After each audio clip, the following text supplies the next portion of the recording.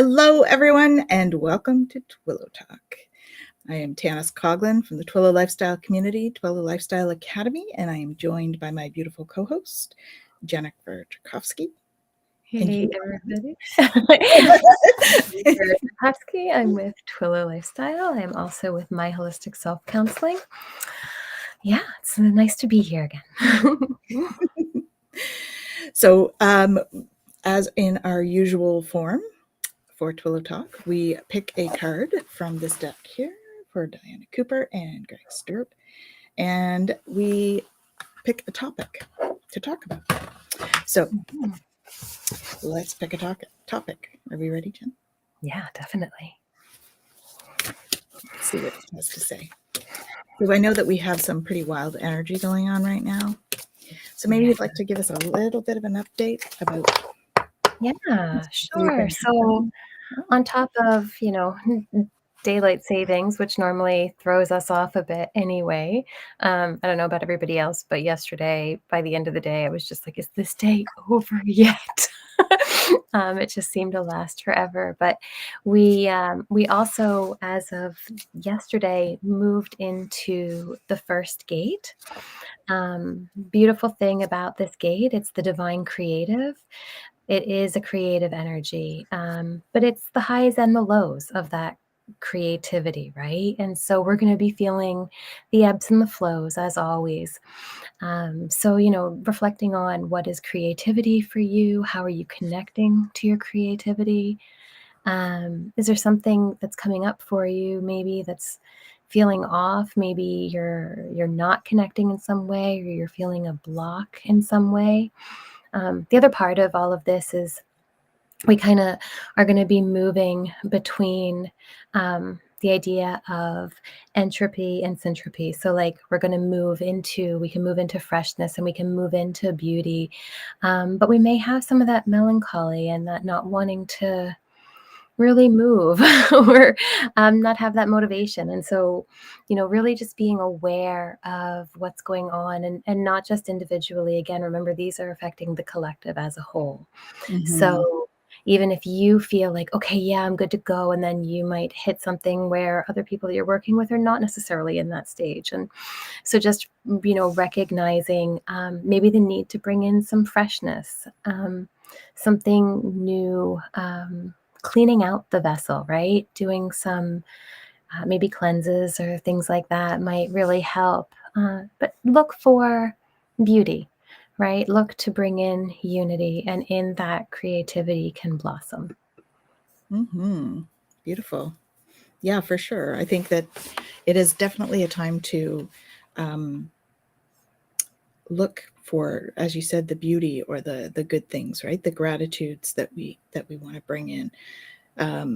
Where it's a time of releasing with the eclipse, time to release those things that are not serving us, and then to look for the new.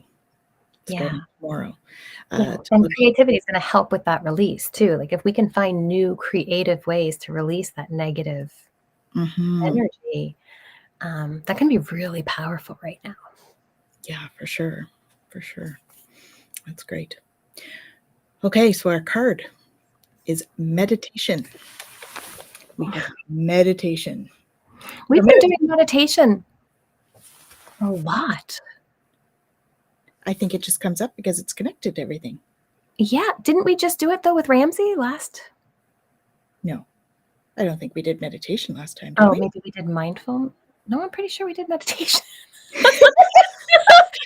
Well, I can pick a different card if you prefer, Jen. No, I'm whatever. I just feel like Okay, yeah. We pick another card just to be safe because we want to make sure that you guys are engaged and you have something. I could be totally wrong, but I was pretty sure we just did it with Ramsey because I remember thinking, didn't we do meditation before? I think it might have been mindfulness, but maybe it was mindfulness. But we could do intuition. How about that? It's all connected. It really is. And meditation is key to connecting with intuition. Absolutely. So we're going to cover both. But I'll read the intuition card. How's that? Okay. So intuition. It has long been recognized that successful people trust their gut reactions and work with them. This is not a time to react blindly towards a situation or a person, but rather to attune with your wise center and balance silent knowing with reason. Intuition comes from the heart, not the head, and is the hidden ingredient that will transform a current challenge or situation to a positive advantage.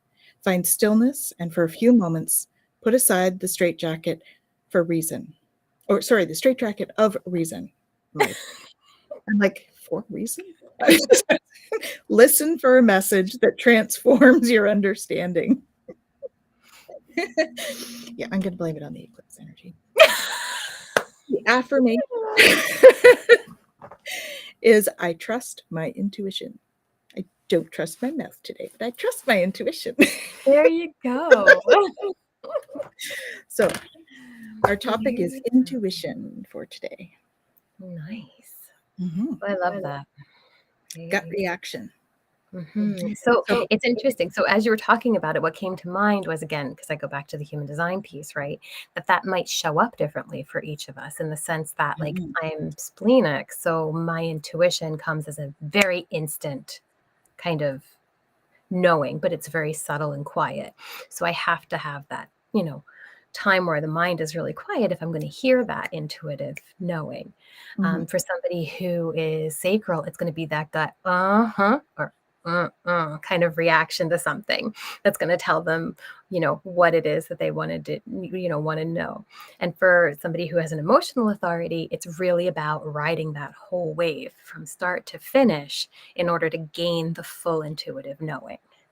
Right. And so it's amazing how even something that's as, as simple as like, get out of your head and get into your heart, there's still so many nuances to it. There are, yeah. And I do think it's a balance. I mean, we do have to balance our intuition with physical safety. I just want to put that out there because, if your intuition is telling you to, like, walk into a busy street or jump off a cliff, that's not intuition. Right. But that's what I want to make sure that we qualify, right? Yeah. Okay. Because some people will think my head is telling me this, or my intuition is telling me this, so I'm going to do it. So you always have to practice discernment with intuition, right? And that's kind of what it is it's making sure that it is your intuition that's talking and not something else. Yeah. Well, and this is where meditation is so important, because you really learn to listen to that higher self part of you, because there are a lot of things that get in the way. I mean, just strictly 3D speaking, if we are riddled with anxiety, if we have, depression, if we're dealing with a lot of mental health kind of issues and that unwellness, then we might get an intuitive hit to do something, and those things are going to come in the way, and we're going to go, no, that's not safe. No, that's not okay, when it's something that we do need to do. And then on the other side of it, we might have this intuitive hit, go do this, and it's not an intuitive hit, and it's really dangerous, and it's not something we should do. And that might be intrusive thoughts, or that might be, some other collective unrest that's happening that we're picking up on, and all of that. So this is where meditation and intuition, they have to kind of go hand in hand. Right. Yeah. So we always have to run it through that filter in a way, right? To make sure. So any like real true intuitive hits from our guides are going to be loving. They're not going to be forceful, do this. It's going to be, we recommend you do this, right? So those are sort of they might mentally be scary, but they will never make us unsafe. Right. If it's true intuition. Right. Yes. That's right. So that's the thing to just think about, I guess, when we're looking at intuition, is just running it through a quick filter to say, is this truly intuition?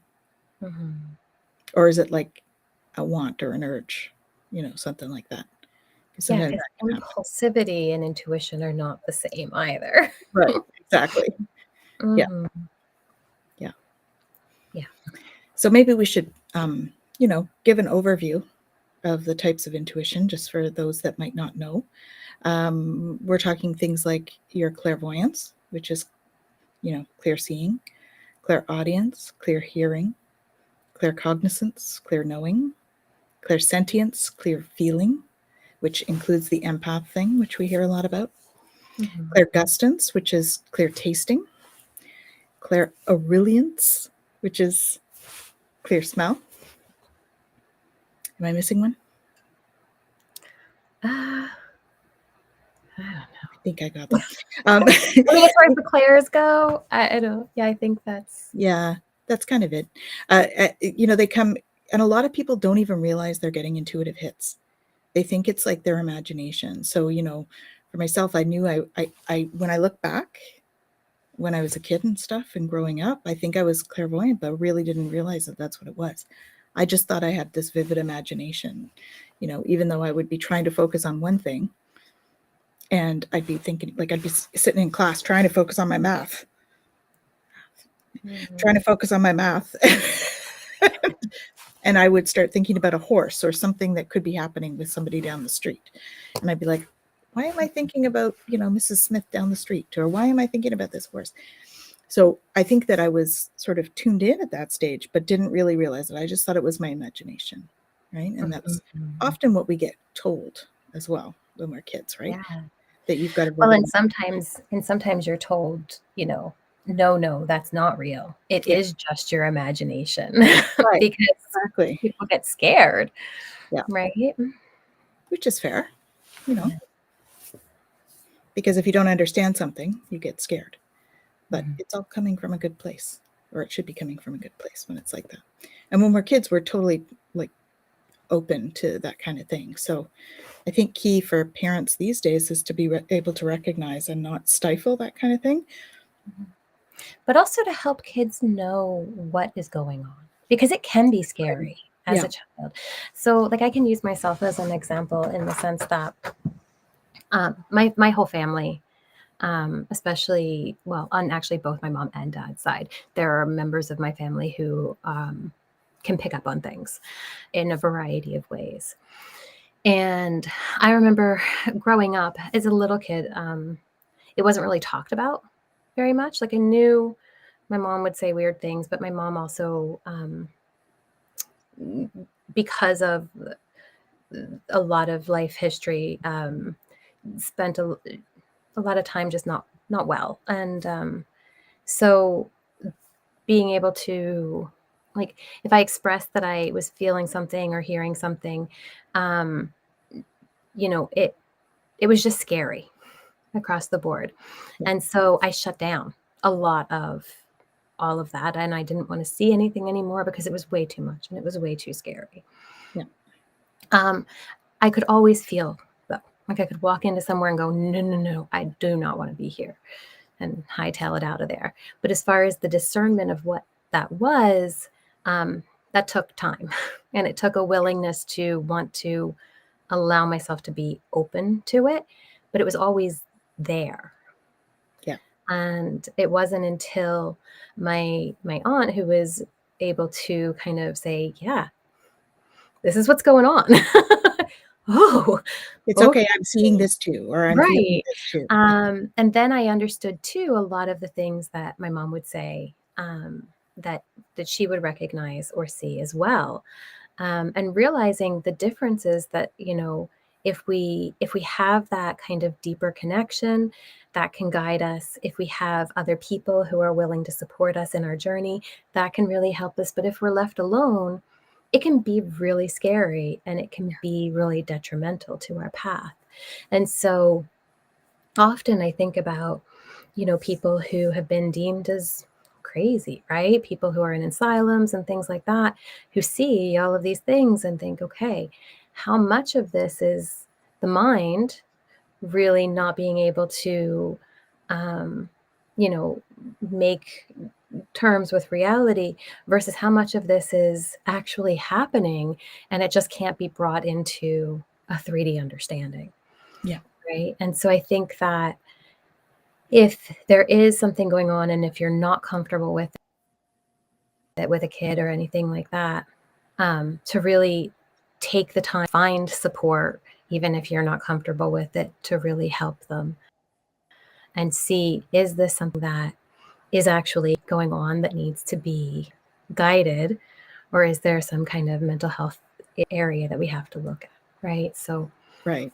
really And that's being where open. someone like you, Jen, is like super valuable, right? Because you know both sides of that, right? Being a psychologist and being able to sort of discern what is a mental illness or what's on that path versus what is something that's just in the spiritual worlds that people don't understand, you know. And Yeah. that's very important to have that as a reference point, right? Yeah. You Yeah, know. and just to clarify, I don't diagnose. I'm not a full psychologist. I'm a psychotherapist. So just as like, if anybody's like, Okay. oh, Yeah. I need to reach out for a diagnosis, I don't do that. Okay. Good. Um, Good to clarify. Yes. but yeah, I do think that it's really important. I mean, the number of times I've been in consultation with other therapists and they say, oh, my client said blah, blah, blah, blah, blah, and I don't understand, and da, da, da, and I don't know what to do about it, and I think it's delusions. And I'm just going, oh, good golly. I really wish I could say I could talk to this client, but you know, You have to have that boundary. I have to really be careful with that, and I can't, because of the field and the regulation of the field and all of that. And those We are have to be super really important. cautious about crossing these kinds of, you know, the spiritual side of things and understanding that with the psychological side. And I do think that there is more connection, but it's not there yet. So just Yeah. be mindful of that not everybody is open. Yeah, for sure. in And that I way. think that's important to know, Yeah. you know, and I think that those boundaries are super important to have in place as well, you know, because there is a lot that can happen. So that is why we, you know, scope creep is an important thing to watch for in what we do. And yeah, but getting back to intuition, because Yeah. let's go Oh, back to it's all, I mean, it's all connected, right? But yeah. when you Well, I talk mean, about even intuition, intuitively knowing who to go to, yeah, you it's can true. tap into that, right? And know, you know, I've had so many people share stories of like, we were going to this one place and I just got a no. And Yeah. then I, you know, reached out to this other place and it was perfect, right? And so, I mean, intuition can really guide you. Yeah, I just had someone tell me a story like that yesterday, where Mhm. they would have been on a cruise that had a problem, but they didn't make it on. Like they were Mhm. told no and they couldn't make it on. So, you know, and it turned out for the best, of course. So, you know, those things it's super important to listen. And if it's, And on that, and I've had this happen before where I've gotten such a strong no. And sometimes we figure out later why we got that no, and sometimes we don't.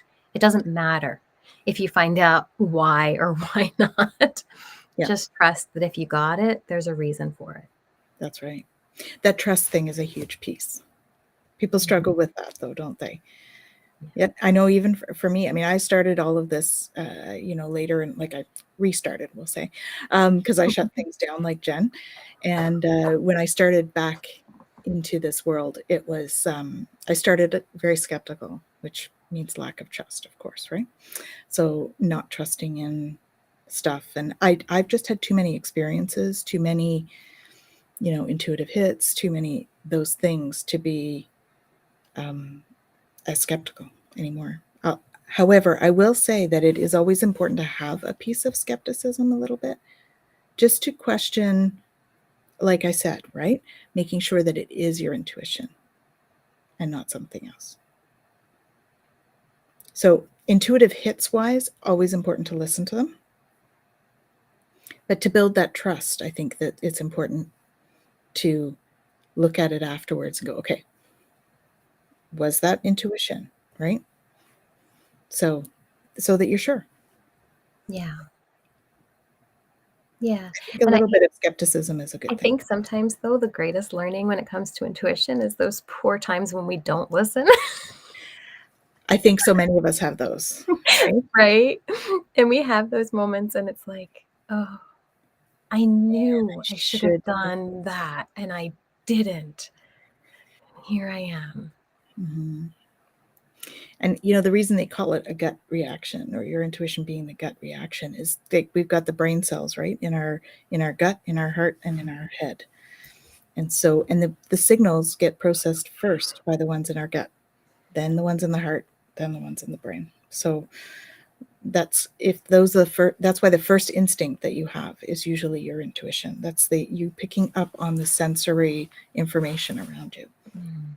And that sensory could be knowledge from the collective. It could be denser energies in the room, or, you know, we sense danger way before we actually know, right? In terms of, like, we might sense that someone's not going to stop at a stop sign, you know, way before we would actually see that they're not stopping at the stop sign. So that's what I mean by gut reaction. So feeling that something's not right.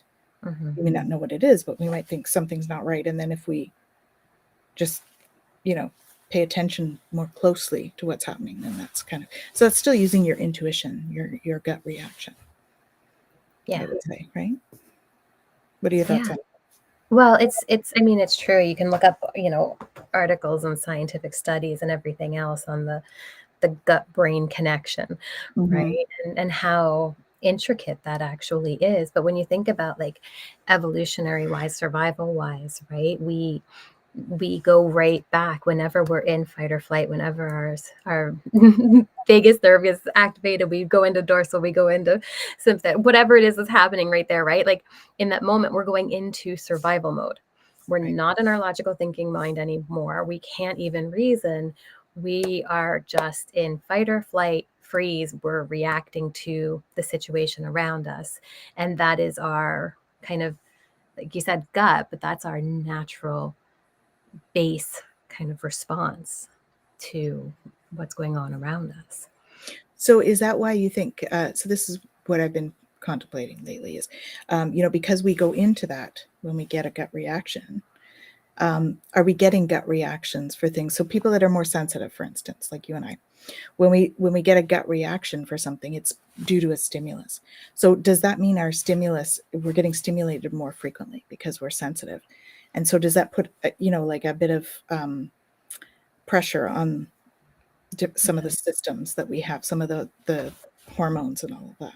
It definitely can, if we're not mindful of it and paying attention. I mean, when you think about anxiety, right, and the way that it works in the body, the reality is that there are good stressors for us. Right. And so that's what, you know, gives us the energy to, you know, create and make projects and do all kinds of stuff and to push ourselves and all.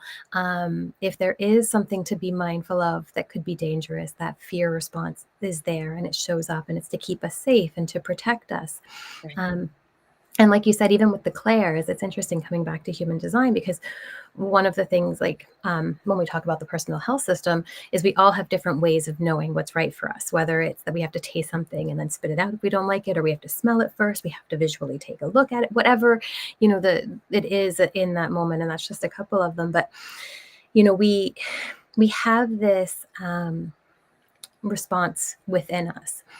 The problem is, you know, are we in a place where we are within our window of tolerance, where we can say, okay, I can handle a level of stress and I can maintain that control and make an informed decision about where I want to go and how I want to respond to this, versus did this completely throw me out of my window into a hyper or hypo-aroused state, where I no longer have that ability to maintain control, and now I'm just in complete reactive mode, right? So if we know that we are super sensitive to that, then things like meditation and doing our work that grounds us and brings us back is going to keep us within that window. And then we don't have to worry about constantly going out of it into those states. Right. Yeah. So let's talk a little bit about the vibration of intuition. So we all vibrate, right, between 63 and 78 megahertz. And if we start to raise our vibration overall, we tend to get more sensitive as we do that. And so that's kind of like the dog whistle thing, right? So our regular hearing range is here. A dog whistle might be up here in frequency. And because it's up here, we don't hear it because it's not in our range, but it's still acting on our system, right? It's still a stimulus. It may not be as strong because it's not right close to us necessarily, but it's still acting. It's kind of like a horn that's far away, right? And then as you do this, that starts to get louder. So it's more stimulus on the body. So the more we raise our vibration, which is good, by the way, we want to be healthier, which is when we have a higher vibration, we're healthier. So we want to raise that vibration, but we do get this other stimulus that comes at us because there is a whole bunch of stuff happening that's not in our usual sensory range. And so that's the same for like our visuals, for our hearing, all of those things, right? So if you think about it like the dog whistle and that dog whistle getting closer, and that's why we tend to, if you're very sensitive, you might have more sort of what feels like anxiety, I think. Yeah. Right? Well, and this is where like HSP and things like that also come into play, because I think that a lot of people who are highly sensitive may be picking up on more than just what's happening in the 3D. Right. That's Right. what I mean. Yeah. But being highly sensitive, I know that people talk about like sensory overload and sensory processing disorders and all of that kind of stuff. And I think that there is that as its own kind of thing in the 3D specifically. But I think that we can also experience that if we are Claire, if we are hearing, seeing, feeling, tasting, smelling, whatever, into everything that is out there. Yeah. And so, you know, again, coming back to doing things like meditation, listening to music that is of a higher vibration, spending time with art, in nature, all of those like self-care kind of things that we do really have a value, not just physiologically, where it's keeping us in, you know, our ventral vagal state where we're in social engagement and all that kind of stuff, but it's also keeping us connected so that if part of us is experiencing other, or if we're part here and part somewhere else, right? Like we talk about travel and all that kind of stuff in different dimensions and everything else. If we are experiencing that, we still have the ability to regulate. Yes. Right. And so that's a really important piece. But I think that sometimes we think, oh, I'm so over, you know, I get overstimulated and what's wrong with me and why can't I handle this and why can't I handle that? Give yourself permission to just be whatever it is you are and do whatever you need to do to ground and come back. Yeah. Self-acceptance is key. Yeah. Right? No matter where your sensitivities are, self-acceptance is key for all of it. Yeah. So I agree. So we have a few people in the audience tonight. Does anyone want to say hi? We have a quiet group tonight. We've got no comments. I do want to say too, a quick, like, we're not diagnosing anybody here, right? This is not about that. This is just simply information. So if you have any questions about that sort of thing, seek guidance, right, from a professional.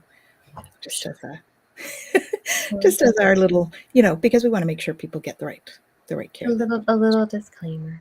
Yeah, they need to get the right care they need to, right? Yeah.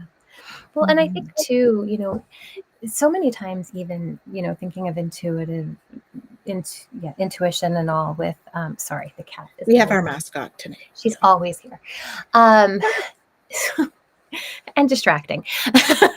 But, you know, sometimes you might get the feeling like, oh, I need to talk to somebody. And then we dismiss it, right? But there's something there that needs to be explored, expressed. And it doesn't necessarily have to be a professional somebody. It can be in the family, somebody you trust, whatever works for you. But if you get that, you know, I think that I would like to believe that we're moving into a phase in the world where it's okay to be a little bit more vulnerable, to be a little bit more open, to really move into our authenticity.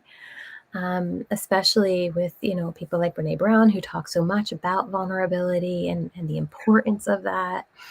Well, and I think that's why you and I decided to do this kind of a podcast, right? It's like really unscripted. It's very much like this is us kind of thing. And, the authenticity of it is, we do this because we invite you guys to be authentic and vulnerable, because it is, in many ways, it's quite liberating to be able to do that. Mm-hmm. Yeah. So that's why we chose to do it this way. And I think the last time we were talking about, what is the true self, right? And you and Ramsey and I, we all had, our own kind of interpretation of what that looked like. Mm-hmm. But really, can I just be me? And can I let you just be you? Yes. And can I show up in a way that, okay, it is what it is. And I think sometimes when we have these clairs or these intuitive hits, and I know this is something that I've dealt with in the past, where you kind of just know something and you want to share it and you feel like, oh, I need to say something. It's not always meant to be shared. Yeah. Sometimes it's just meant for us to know and to observe and to pay attention. And so then when we talk about the nuances of intuitive knowing and what that means and how that comes up, I think that that's also a really important part of this conversation. Yeah. That is true. So we talk about the energies are wild today. Sorry. Yeah. I was like a little distracted for a second because there was something going on somewhere else. But yes, indeed. It's important. So the clairs are one aspect of intuition, in a way. It's one framework around intuition. Mm-hmm. Right? The other one is like, if we delve into them a little bit more, like clairsentience, I'm trying to get to the empath thing because I think that that's an important one that people need to talk about a little bit more. Because empathy is a natural state for people, right? We often will feel for people around us if you care about them. And I think that's a natural thing. I think when we're talking empathy in terms of the clairs, it's like an extended empathy. Yeah, there is a difference. I Okay. think So let's talk about that.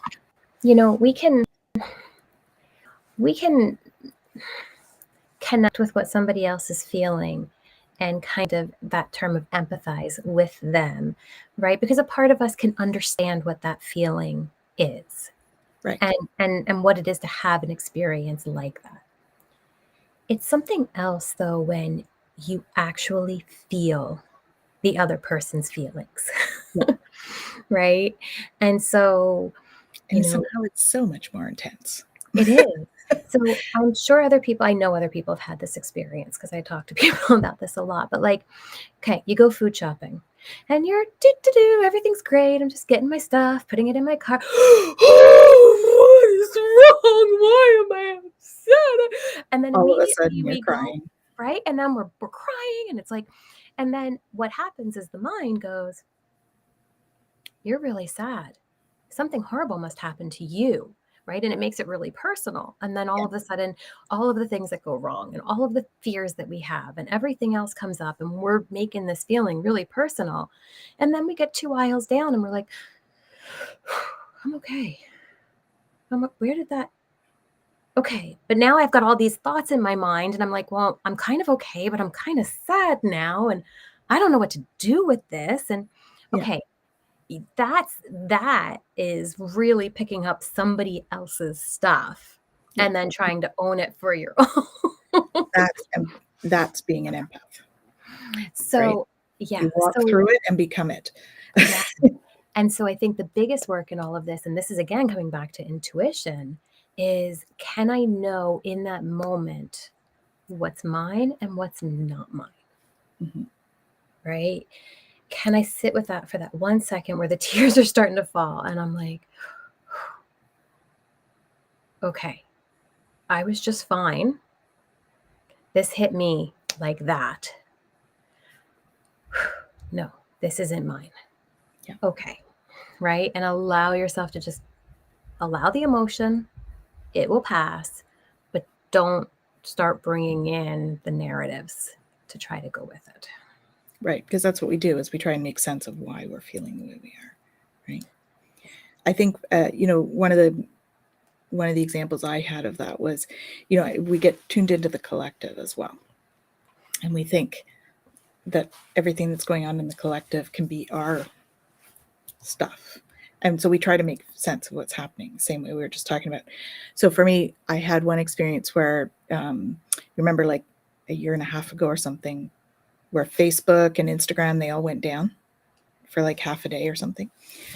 So that particular morning, I had been in a meeting. My meeting went really well. I was getting ready for a client to come over. And all of a sudden, I had what felt like a panic attack. I haven't had one of those in years, right? So I was like, oh my God, what's happening? And I just started to cry. And I was like right into that fight or flight mode right away. And I literally, I had to use my ask, the millionaire went ask a friend. So I had to call a friend and be like, okay, what's going on here? Because I don't know where this is coming from. They're like, okay, breathe. Because really, when we get into that response, right, we're too much in the emotion of it, the vagal response, that we don't necessarily think clearly about what we need to do in that moment. Yeah. So, and that was my example. And I had no idea what was happening. I just all of a sudden was really upset. And then I had to work through it and process the energies. And then I was fine. And then later on, I found out, because I hadn't been on the internet or anything, because I was just going from one to the other. Later on, I found out that right at that moment that I started to have that panic attack, Facebook went down and Instagram went down. So no wonder the whole world was in this panic of, oh my gosh, there's no social media. What are we going to do? I don't know that was a bad thing, but well, but people rely on it, right? It's a lifeline. No, I agree. And it was during COVID. So that's even worse, because people were really the only way that people were connecting. Yeah. Yeah. So, that's kind of an example of that true sort of empath thing, because I had no idea what was going on. I just felt it all and had to kind of work through it, and then realized what was happening. So I would say that's kind of that empath thing where you're really sensitive to the energies around. Yeah. That was one where it was extreme. I mean, we feel that stuff, I think, as empaths on a daily basis. You feel sort of the little dips and valleys and peaks, but that one was a little bit intense. Yeah. And that phone a friend option is so important. It really is. Feeling something and you're kind of like, whoa, what is going on? Having somebody to bounce it off of is really valuable. Yeah. I know you and I do that a lot. We're like, yeah. I'm like, Jen, what's going on right now? Like, it's collective. It's okay. Just breathe through it. Right. And we have to sometimes have that as a reminder, because otherwise we bring up the narrative, and all of a sudden it's, why am I experiencing this again? Why am I falling back into that? And then we start beating ourselves up, and then we lead to an actual panic attack. Yeah, exactly. And then it's just all confusing. Right. Yeah. That's why it's important to know what's your intuition and what's not. Yeah. And the empath thing is one of those things that is quite confusing. And I know the clairsentience thing for myself, I'm a physical empath too. So, I'll pick up on people's aches and pains. I'll be like standing there in a group of people. I'll be like, oh my God, why is my back so sore? I can hardly move it. Why am I so sore? And then I think, oh yeah, I got to do my tubing because it's not mine. I mean, when I first started doing Reiki, I had no idea I was a physical empath. And I was doing Reiki on this guy who had arthritis all over, and we were trying to get a handle on that for him. And so he was coming like weekly for sessions to get the worst of it gone. And so he'd come and we'd start, and he wouldn't even tell me what was going on. He would just get on the table and I'd start doing it. And I'd be like, oh my gosh, why is my shoulder so sore? And then at the end, it would be gone. And then he'd say, oh, my shoulder feels much better. Thanks. Like, so I called my Reiki master, like, what is going on? this keeps happening, because it was a different part every time, but it was always, I would feel it in my body. Yeah. She's like, oh, honey, you're a physical empath. I'm like, great. What does that mean? So that, that's part of why I continued with my studies, though, because I wanted to make sure I knew how to handle that and how to process it, how to understand what was happening. And so that's the other thing, right? We encourage you guys to get the information that you need. And that's part of why we do this as well. We want to make sure that you guys have the information that you need so that you don't slip into fear. Yeah. Because I was just, reflecting on like the idea even of like hypochondria, right? In that, sometimes if you are a physical empath, you're picking up stuff constantly, and we can actually cause physiological issues in our body by what we are thinking. And so sometimes we can actually bring symptoms on if we believe that they're actually happening within us. And so it's really important with that clairsentient piece that we recognize when it's not ours. Yeah. Right. Like I remember when I used to go, like right now, well, since COVID, the whole working from home thing has been a thing. And so I practice from home and do some in person. But when I used to go to work every day in a bigger organization with lots and lots of people, I could walk into a room and tell you who was experiencing what, and based on what I could feel going on. And I remember before I, like you, but before I realized what was happening, like I was like, oh, I can't even walk. My knee is just like, what is going on, right? Or this is happening, or that is happening. And it's like, oh, okay, not mine. Right. Not mine.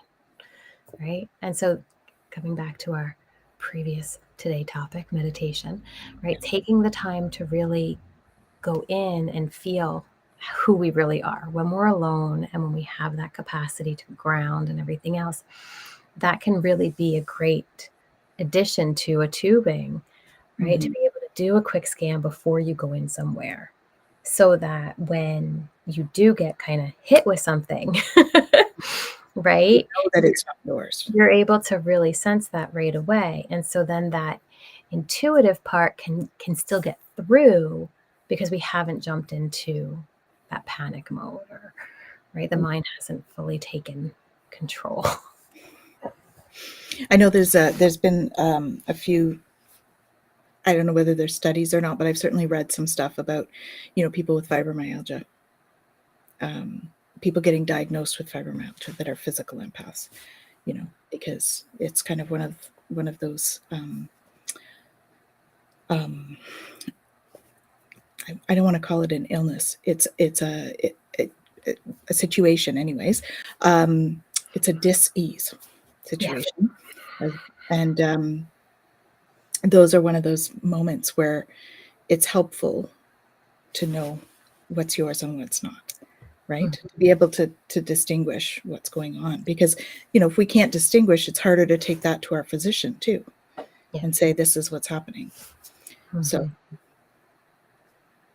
that's an important part of it all. Well, and with so many stress-induced or stress-related diseases, there is that component of, even just picking up other people's anxieties and other people's emotions can really bring us down to a point of deterioration. And so really taking that time to do our practices and to spend the time, continually grounding and bringing ourselves back to where we need to be for our better functioning, right, is really important. Because gosh darn it, we're creator beings. And our consciousness creates for us wherever it's at. Yep. And for the next few days, we're going to be creating more than we realize. So be really careful what you're manifesting, what you're creating. That's right. Yeah. In your reality. So, do your, I know Michelle talks about doing the spiritual remedies. Do your remedies, do your manifesting. Be sure and be careful what you wish for. Okay. Because wishes become manifestation. Yeah. So keep it positive and just trust that things will work the way they're meant to, because we're always exactly where we're meant to be anyway. Right? We're on our journey. We're always exactly where we're meant to be. Mm-hmm. So, yeah. And I know that that's really hard sometimes. Yeah. Right? Because sometimes we don't like the way the 3D is around us. yeah, Or we don't like the experience that we're having at any given moment. Yeah. Right. But it's, again, coming back to, and intuition can really help with this in the sense of, why am I in this experience right now? Mm-hmm. Is there something I can be doing differently? Is there something that needs to change? Is there a purpose to this experience right now? Right? What do I need to gain or do or understand or whatever in order to move through, whatever is currently happening? So the self-reflection goes along with this intuitive process, right? And then, I mean, we can talk about it as self-reflection. We can talk about it as asking the spirit guides what's going on, and listening for an answer. And, they're pretty good about telling us. Every so often we'll get it will become apparent because we're not meant to know why right now. Sometimes it's research for later. We're like, okay. But, tapping into the guides and asking them to fill you in with whatever they need to fill you in on. For the time.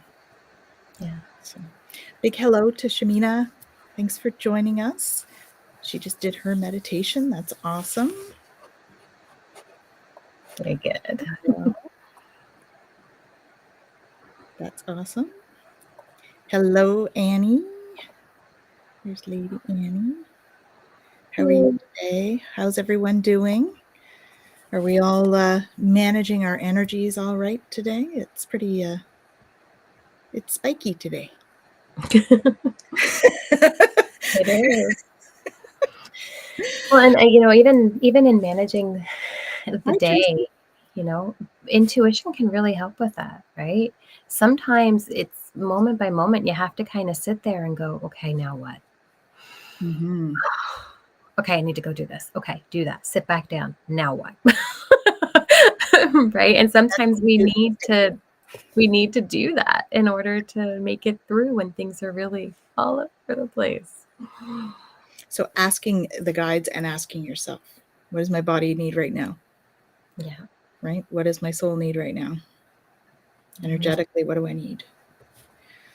Asking yourself those questions, especially when there's days like this. Mm-hmm. Yeah, and sometimes we're in situations where, we need to rest and we just can't for whatever reason. And so at that point, it's about finding alternatives that work for us, right? Yeah. And so sometimes maybe it's just taking a couple minutes away to have some deep breathing. Yeah. Right? Maybe it's stepping outside to get some fresh air with the chill that's out there now.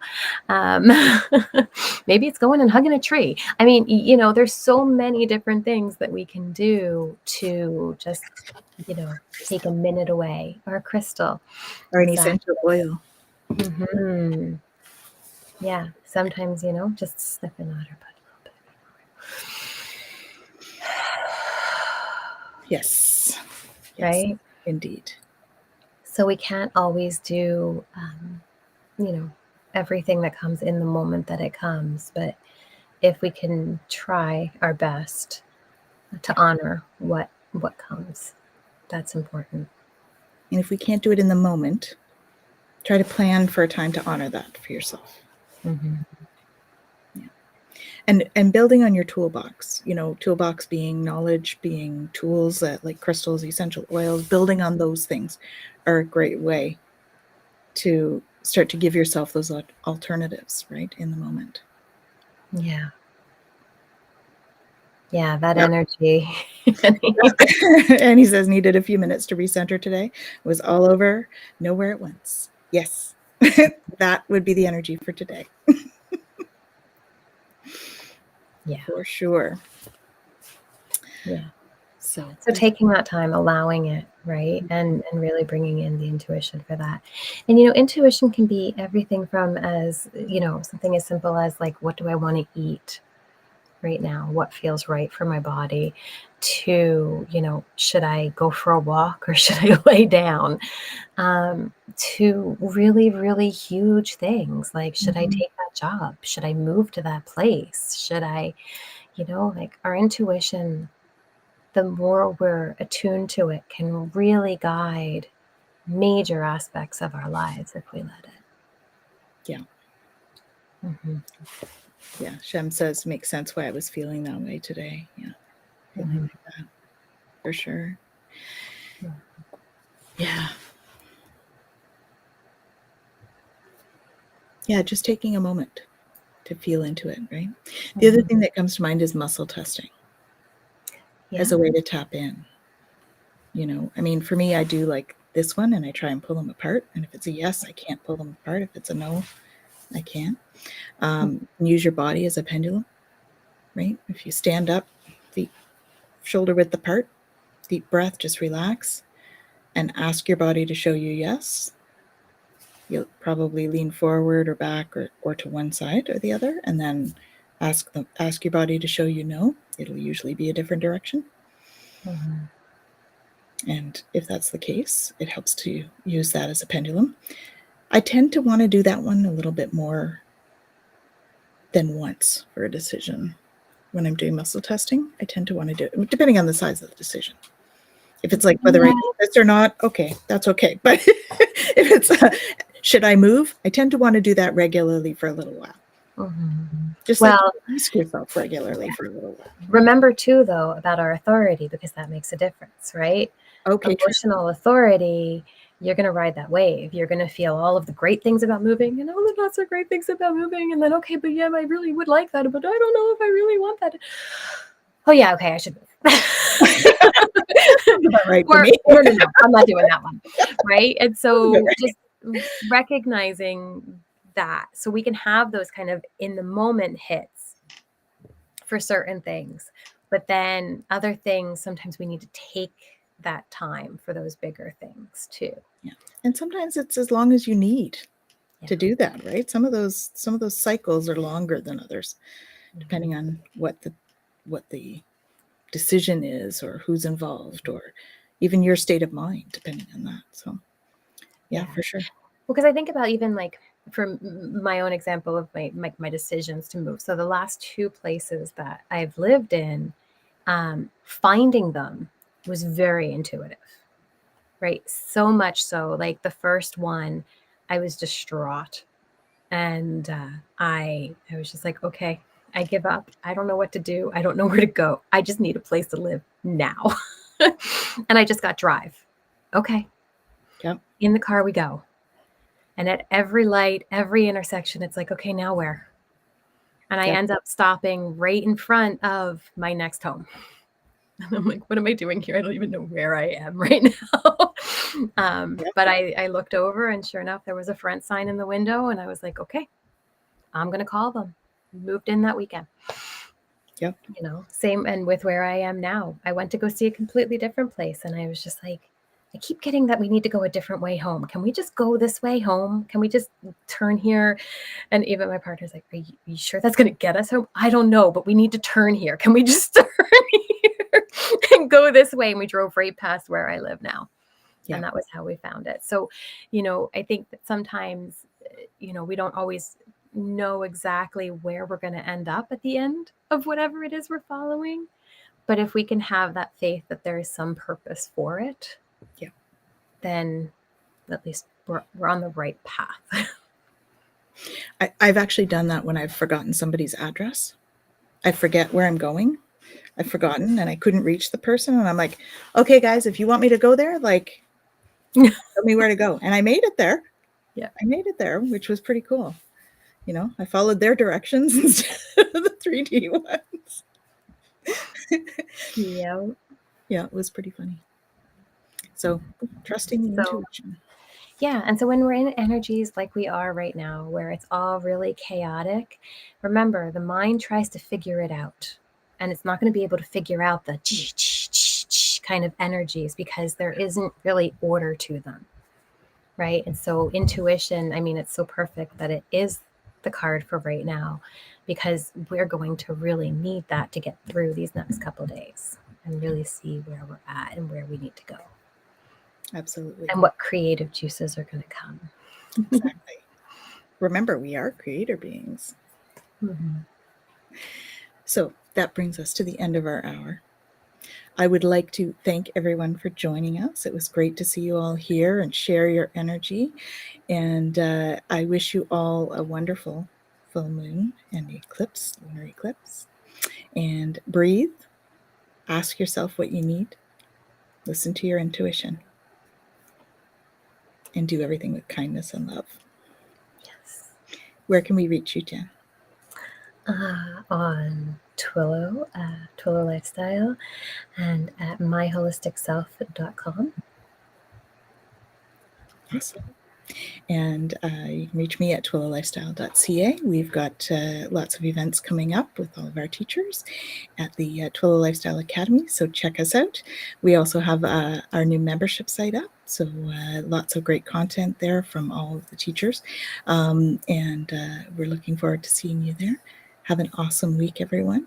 Sending you all tons of love and light. Mm-hmm. Much love.